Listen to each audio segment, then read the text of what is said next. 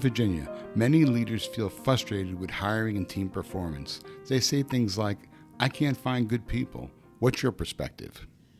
Well, I have found that is usually not the problem. The problem is how well have you thought and developed your mission statement, your core purpose, your strategy, and your value statement. When you have these things in place, then you know what you're looking for when it comes to hiring and the atmosphere that you want in your business. So as we reframe the problem, when we say most team frustration is not about people, it's about unclear leadership. You mentioned unclear expectations, lack of structure, and poor communication. Expound a little bit on those things. Yeah, once again, going back to sitting down with the first thing that you must do in your business is your mission statement, which deals with everything that you will do, all the facets that you will develop in your business. And your team is key. It's very important to know what kind of team do you have, what talent do you want there, and if they're going to align, they're open to aligning with your mission statement. So let's talk a little bit about why it happens. Well, unclear roles is definitely one of them. People do not know what success looks like because only you can show them what success in your organization looks like.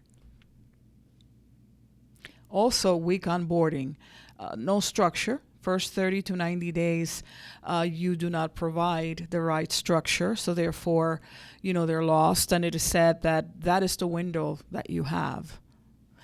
Then avoidance of hard conversations. Leaders delay correction. Having those conversations that will course correct. And fourth, hiring for skill, not alignment. Value mismatch. So the value system that you have, or the value proposition that you have in your business, is very important for the alignment of when you hire someone. So having clear roles is important because not only does it help you to achieve the things that you're looking to achieve, but it also gives feedback to the person who's doing the job so they know, am I doing well? Am I succeeding at what it is I'm supposed to do? Weak onboarding, if they're not sure what the culture is, what the expectations are, how the company works, there can be a real mismatch. Hard conversations, if you're afraid to talk to your people, then you're not going to be a good leader. Leaders have to communicate, and they have to practice communicating continually with their team, whatever the different communication tools that you use. And then hiring for skill and not alignment, if you hire someone who's really skilled but doesn't fit into your culture, doesn't really want to work as a team, and you're a teaming environment, then you're hiring a problem that you're going to have to deal with at some point. Yes, so clarity in hiring prevents confusion in performance. It's very important to be very clear. It doesn't matter, what feedback you get sometimes. If there's a problem with personalities or whatever, you must communicate clearly. Sure. And, part of communications is listening and watching, and you want to listen and watch for warning signs. What are some of the warning signs that you've encountered along the way? Okay, repeating instructions over and over again, low accountability, frustration with performance, high turnover, and leaders stepping back into execution. Right. When the leader feels like he has to keep repeating himself to give direction on something that needs to be done, they might be tempted just to jump in and do it themselves. Absolutely.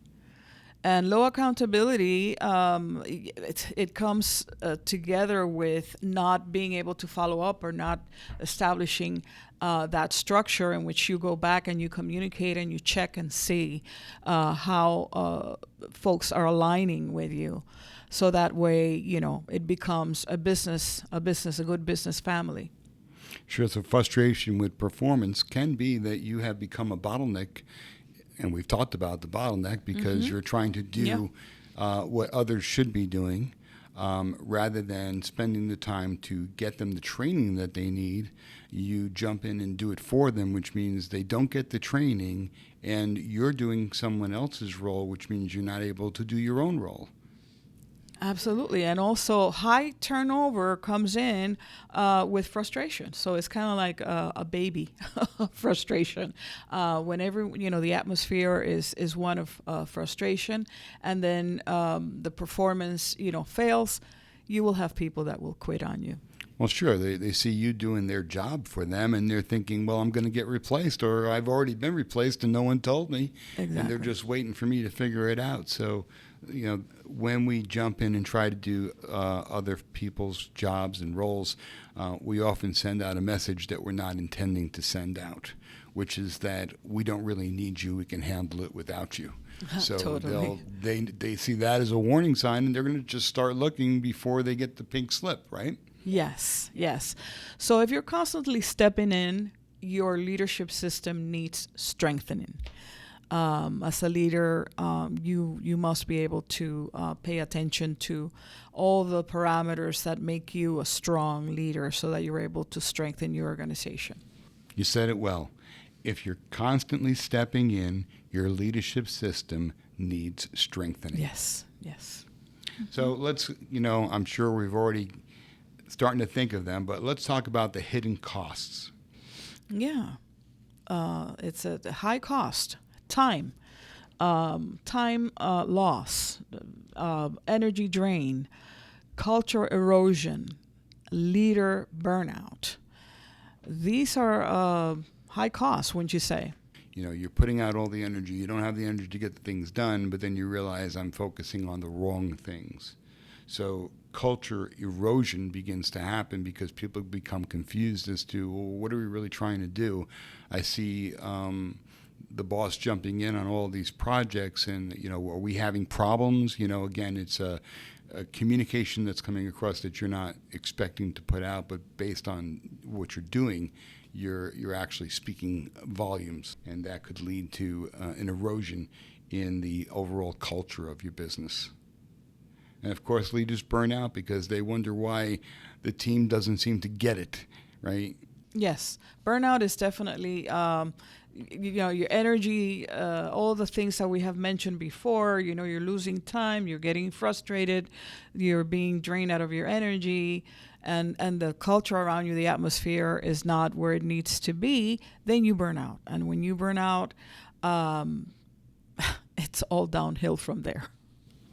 Okay, so let's talk about the leadership shift, the team clarity model. Well, this model works this way. You define, you clear expectations, you align, shared understanding, you reinforce consistent communication, and you develop. You grow the person, not just the role. Define, align, reinforce, and develop. Great teams are not found, they are developed. Closing reflection, Virginia. You need to ask yourself, where have I been unclear that my team is now paying the price for? Fantastic. Give us a little bit of a preview of next week's topic. Well, isolation, the word really talks about a problem that is kept private.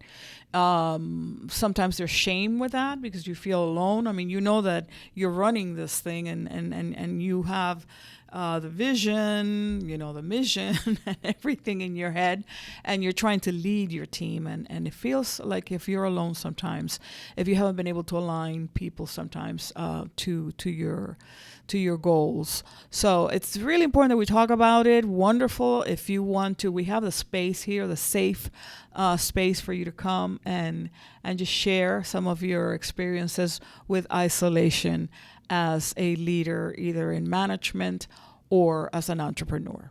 We hope to see you next week. Exactly. Don't feel isolated. Join us at the Leadership Lab every Wednesday, 1 to 2 p.m. Come and share. Come and listen. Let's help one another. Have a great week. Talk to you Bye. next Have week. a good week.